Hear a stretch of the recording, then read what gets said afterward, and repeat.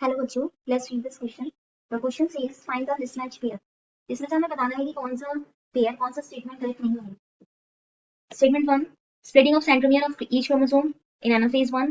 Second, appearance of double metaphasic plate metaphase 1। Third, begins before chromosomes become fully elongated prophase second. And fourth, results in tetrad of cells cytokinesis after telophase second. So the key concept is stages of meiosis. Meiosis में दो stages होती हैं, meiosis 1 and meiosis 2. So इसमें उसकी सब stages दी हुई हैं इस क्वेश्चन में। In statement 1, it has said that splitting of centromere of each chromosome anaphase 1.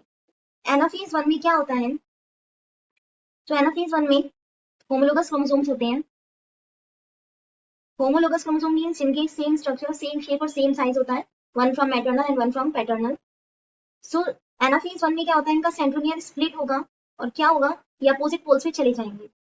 So statement first correct है।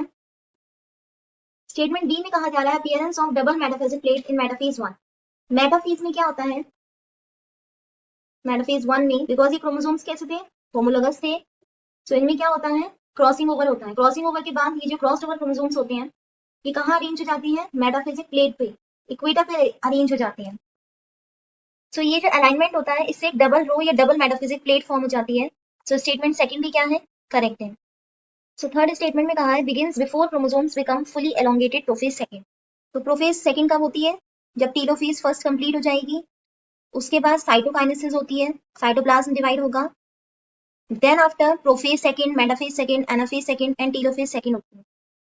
सो टेलोफेज फर्स्ट में क्या होता है? दो सेल्स बनते हैं जिनमें क्रोमोसोम्स कैसे होते हैं? कंप्लीटली विजिबल होते हैं और ये क्रॉस्ड ओवर क्रोमोसोम होते हैं। इनकी साइटोकाइनेसिस होती है।